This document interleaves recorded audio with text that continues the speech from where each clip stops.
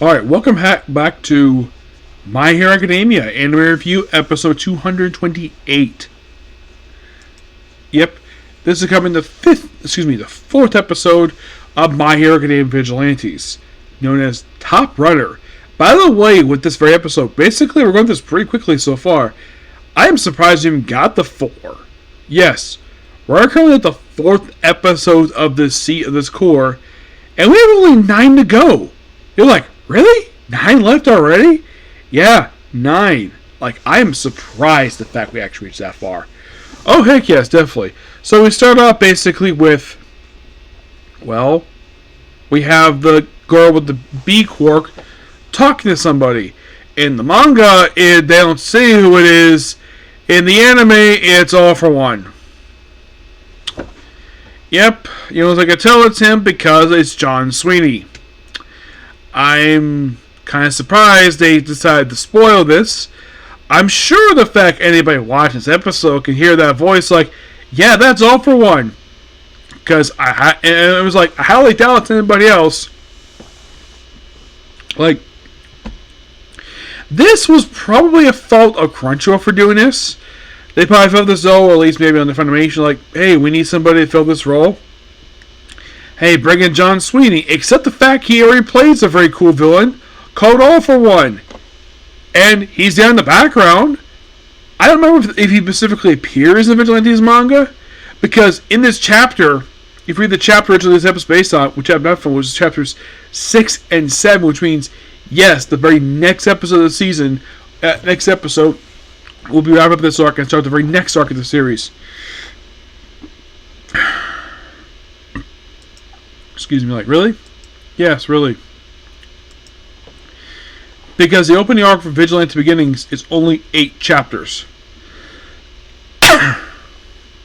Yeah, only 8 chapters. And then the very next arc, Stead Hill arc, is really short. So it's going to start next episode and probably wrap up with episode 6. Like, that'll be really quick. It is the shortest arc of the whole series, roughly 3 chapters. Yeah.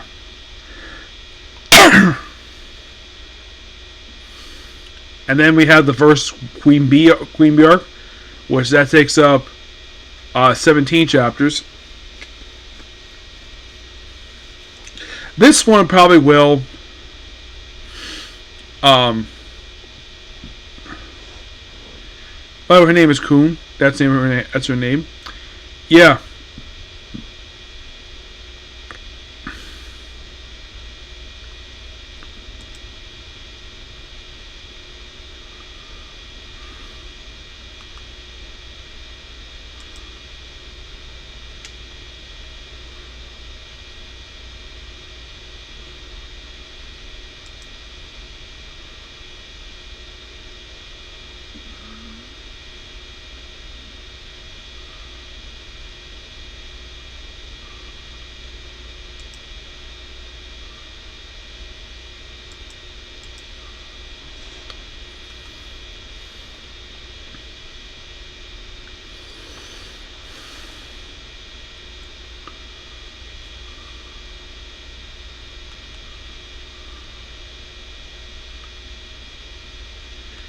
Yeah. So, then, of course, basically, like, then she proceeds to inject some random guy with two shots, 2 major shots of trigger, which turns to a big hulking villain. So, Crawler and Pop and Stop proceed to have the very evacuated until pro heroes show up, but none do. So, Nakudas proceeds to come and beat the crap out of the guy. He, of course, is bloody too. Eventually, they able to stop him, and of course, they get away. Look at Papa Stuff basically is on crowd control. And then, of course, basically, like, right after that, like, and then we see, well, get this. Then we see Kunichi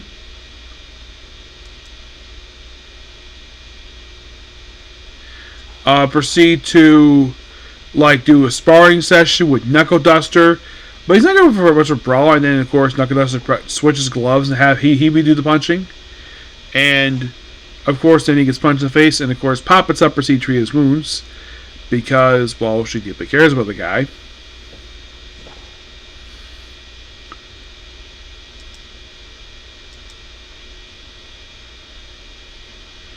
Yeah, and later on we see this villain who is a fast runner, and they send out the first Ingenium, the current Ingenium's brother, his elder brother, who in the main series is in the hospital being stabbed by a Stanley hero killer.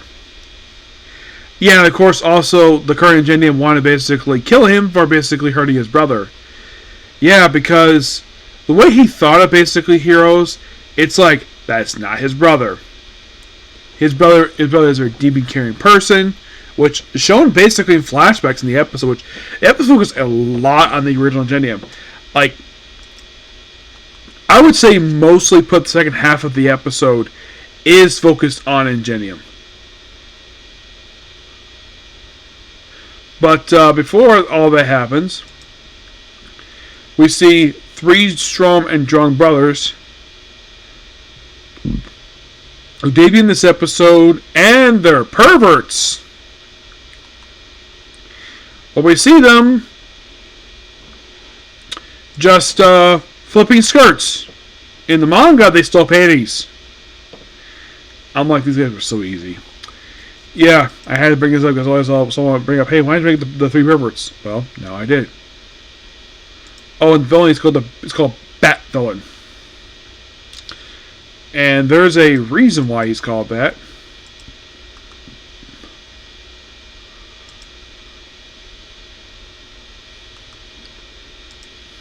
Now, Ingenium, of course, Tanisa Inda, he, of course, is the original Ingenium. So, since this a few years prior to present day, because it started his debut, he was 30 years old. Currently, by the end of the series, he's actually 39, so I'm guessing he's probably like 27. Yeah. And by the way, in case you're curious or remembering, like in case some people forgot, did he give his brother permission to basically, he was blessing to use the codename Ingenium? Yeah, he did. He gave him full permission to use it. He had no problem using it because he's not out there in the streets basically protect people, so his brother is best choice. He does be briefly in the flashback, so he tries chasing down Luck if he stopped with airbags. So then we see him on the run. Then we see Crawler on the run, like doing a run in the morning, and then just by sheer coincidence, he just happens to enter Ingenium without his suit on, and he does a little crawl thing, and like how Ingenium stops him. He gets pro hero, but he's in a pro license. But nothing about him using his quirk basically go around. There's nothing illegal in the series about using your quirk for something that's not superhero based. Yeah, nothing wrong there. And of course, he gives some good pointers with braking, which apparently used like just backing up, which is good, nice. Then of course, basically the very next night, after his conversation, he proceeds to have his team work with him to catch the villain, who turns out he also can fly. That's called Bat Villain. And then chasing about, and then he's stopped by, well, after running through the streets, because he can't cover the area because it's so narrow, because this area. And then we see, well, our main heroes in costume, where they kind of just stop him, but they don't basically capture him. Well, they do capture. They basically leave him for Ingenium to basically take care of. And this is kind of in a way the first other interaction between a pro hero and our vigilantes. This second time that's ever happened in the series. The first time this happened was actually in the first couple episodes where they interacted with Eraserhead. Now basically they're interacting with Ingenium. Now, unlike Eraserhead, who was a main supporting character in the original series, Ingenium was not that big of a character. He was mostly put a recurring character in the series, a major recurring character for Ingenium. He's more like a supporting for him because basically he's his older brother. Also, the first meeting, Engine again is basically called a business card. Eventually, after the interaction, he asks for a card because he asks for it back because he found a place for his own, so he doesn't necessarily need his help. But good luck, basically, out there. And the comic episode in a nutshell, absolutely fantastic episode. And we have only 9 left, like I said, 9 more to go, and then we're done with this core until whenever I try to do a core 2. I hope they continue making the series because I still have this really good feeling that after they wrap up, well, their next circle, which take up, let's see, since the fact that the arc comes at this one, Queen Bee, is 17 episodes, if you do 2 chapters an episode, that means it'll take up roughly 8 episodes. So do I think I'm maybe halfway through? That, or they could probably just, well, since next episode's 5, so yeah, it probably will basically take the remaining episodes. It's definitely possible. That the, well, let's see. Actually, no. Let's see, 6. So they could probably either increase the number of chapters. It depends on what Bones is going to do. Yeah, it depends. Yep. But yeah, that particular view. Please be sure to like, comment, subscribe, turn notifications. Next up, we have a comic corner, and it's on to I'm the evil lord of an intergalactic empire. Okay, see you. Bye.